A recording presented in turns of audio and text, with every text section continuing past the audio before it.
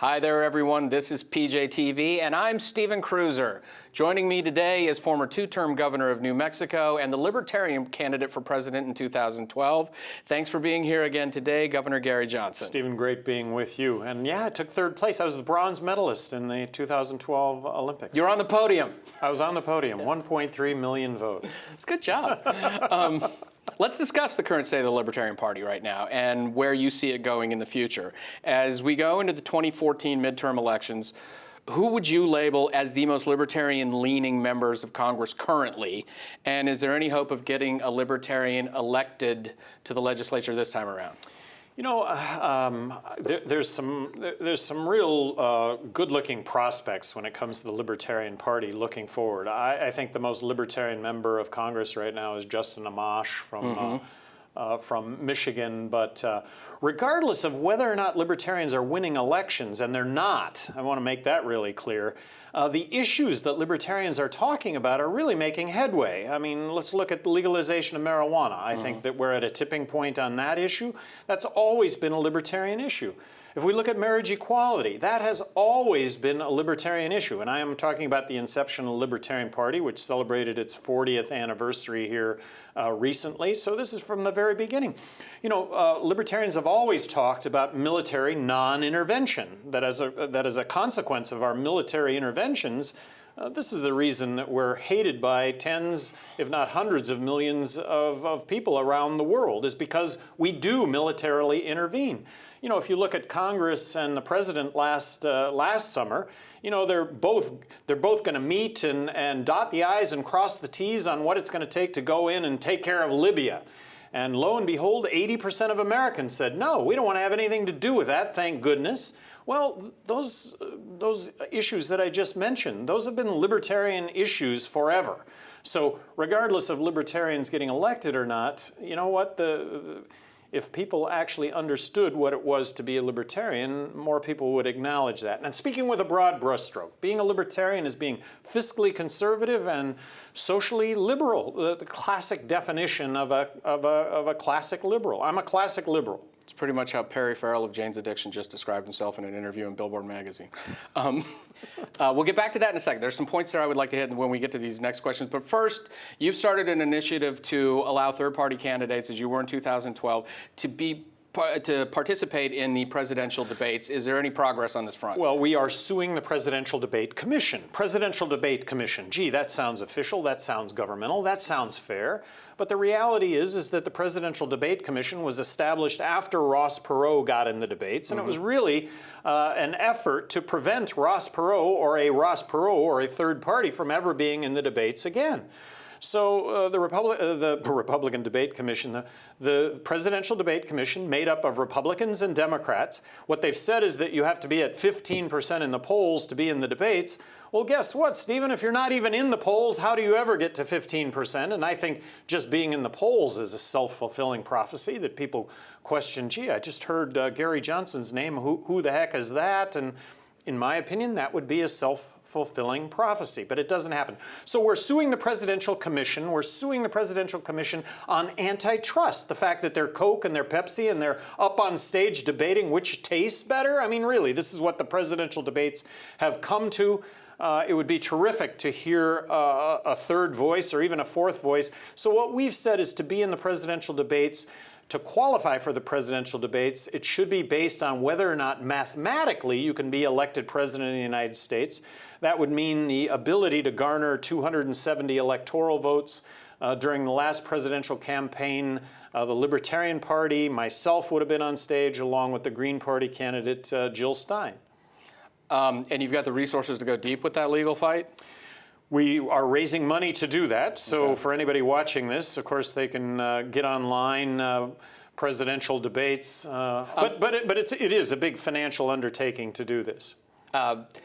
Well, so let's get to this. How much does a debates media exposure, is it rigged right now just to maintain the two-party system? Absolutely. That is absolutely what it is. And the only chance that anyone has of being a third party outside voice to the two major parties, Coke and Pepsi, is to be in the presidential debates. That's the only chance anybody has. Now, you were a Republican governor. You ran for president as a Libertarian. Were you always just a Libertarian who happened to need the Republican Party as a vehicle to get elected, or did you have a transition while you were in office or while you were running? I tongue-in-cheek say that I was the Libertarian governor of New Mexico for 8 years under the guise of being a Republican, and it worked out pretty well. New Mexico is a state that's 2-to-1 Democrat, and really made a name for myself being fiscally conservative more than anything else. I think I made a name for myself actually talking about the issues. As opposed to politics. I'd never been involved in politics before prior to becoming governor of New Mexico. I paid for my own campaign. That's how I actually got elected, because nobody was going to contribute to somebody completely outside of politics. I really say that it was a storybook kind of a situation, and that it worked out really well, and I think it worked out really well as evidenced by the fact that I got reelected a second time in a state that's 2-to-1 Democrat, making a name for myself, vetoing legislation. Now, we're going to get into some stuff I'm really interested in right now. We're going to fold in a lot of what we've been talking about. There's been a lot of talk. There's always a lot of talk about conservative Republicans and libertarians finding the common ground they have, which is probably more than either side thinks a lot. To maybe make the Republican Party more functional, to maybe purge some of the more wishy-washy big government Republicans that are out of there. And it's not such a far-fetched idea. I'm a conservative, you're a libertarian. I grew up in Barry Goldwater's Arizona. Barry Goldwater, the father of modern conservatism, was a very libertarian conservative kind of guy, extremely libertarian. It wasn't an odd thing when I was growing up and learning about Barry Goldwater to be like that. So, and you mentioned fiscal conservatism. Pretty much every Republican governor who's had great success in the last couple of decades has had success because he or she has been fiscally conservative. And this is something that both the libertarians love, both the conservatives love, and we're mad at big government Republicans in Washington not being fiscally conservative anymore. So should maybe, even if it's just for short-term political gain, should maybe the conservatives and the libertarians actually be trying to broker some kind of peace and work together as a political entity? You know, I think that, first of all, I think that that's the common perception. Right now, the media is grasping at defining libertarian. And what they're doing is they're saying libertarian slash conservative slash Republican slash Tea Party. Well, knock off the last three. Look, I'm a lot more liberal than Obama when it comes to social issues, and I'm a heck of a lot more conservative than any Republican that is out there. That's what it is to be a libertarian.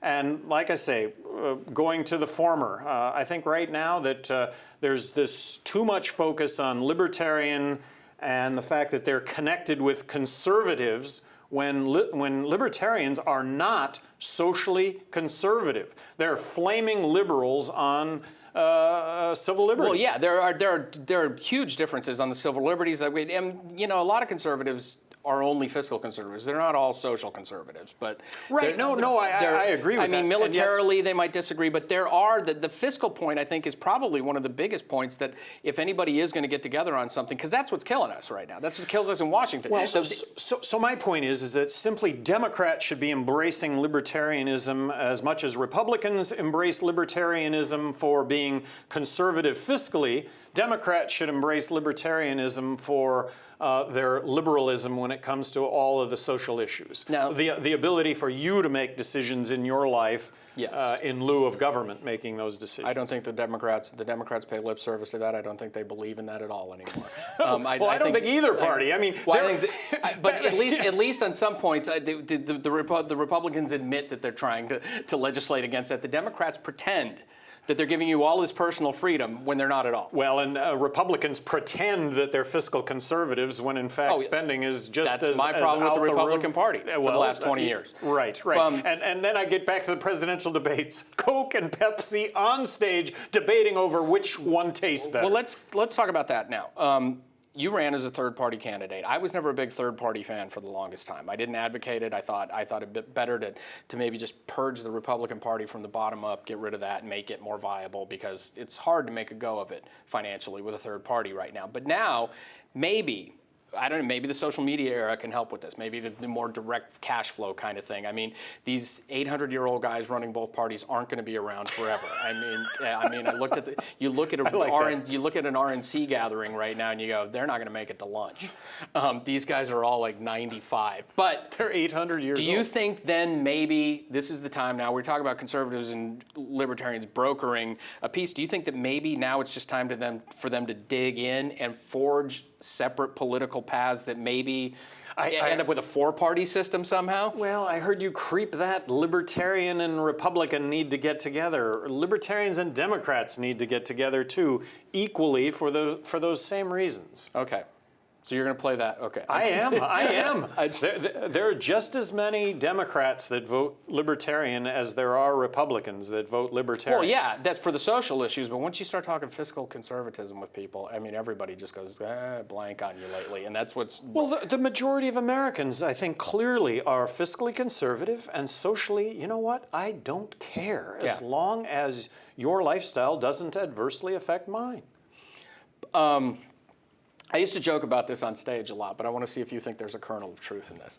Do you think the inherent don't tell me what to do vibe with the libertarians prevents them from coalescing to become a major political force? Because I used to say, libertarians tried to hold a convention, but then when they gave them the schedules, they go, you can't make me go somewhere. You can't tell me to go to a meeting.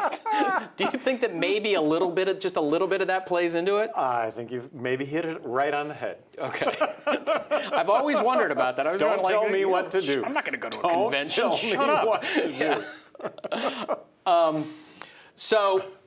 But when we talk about the fiscal conservatism, that really is the thing I think that people should focus on, because as we talked about in the other interview, that's how the federal government keeps creeping into our lives more and more. It's by dangling money, and unfortunately, we live in an era now where half of the electorate thinks the government has its own money and it's giving them money. They don't understand where the money comes from. Smartest thing my mother ever told me when I was growing up, she said, whenever you hear them say the government gives you money, replace it with I.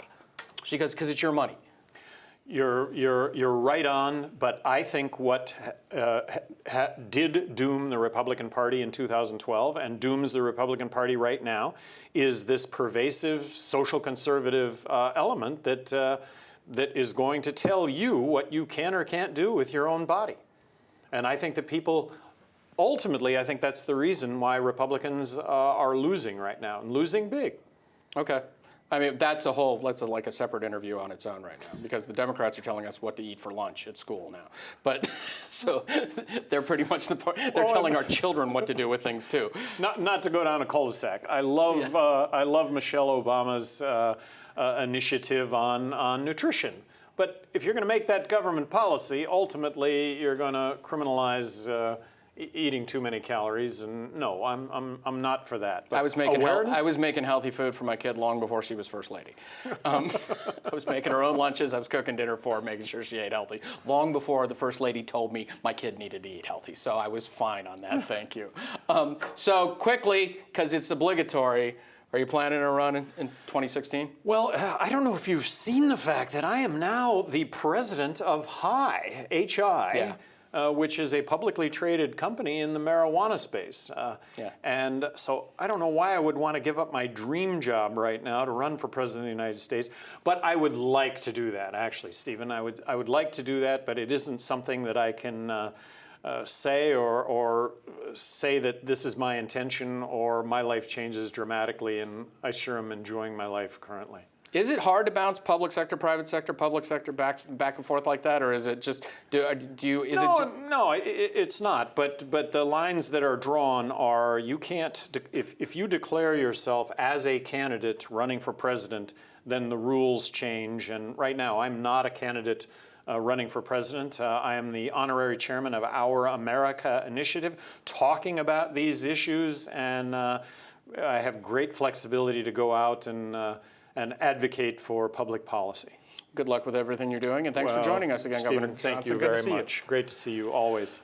You can follow him on Twitter at GovGaryJohnson to keep up on all his events and publications, and can find the Libertarian Party at l-p.org. And don't forget, you can catch me every week on The Rundown and Up or Down with John Phillips and Michelle Fields, as well as blogging over at the PJ Tatler. For everyone here at PJTV in Los Angeles, I'm Stephen Kruiser. Thanks to Governor Gary Johnson for being here, and thank you for watching.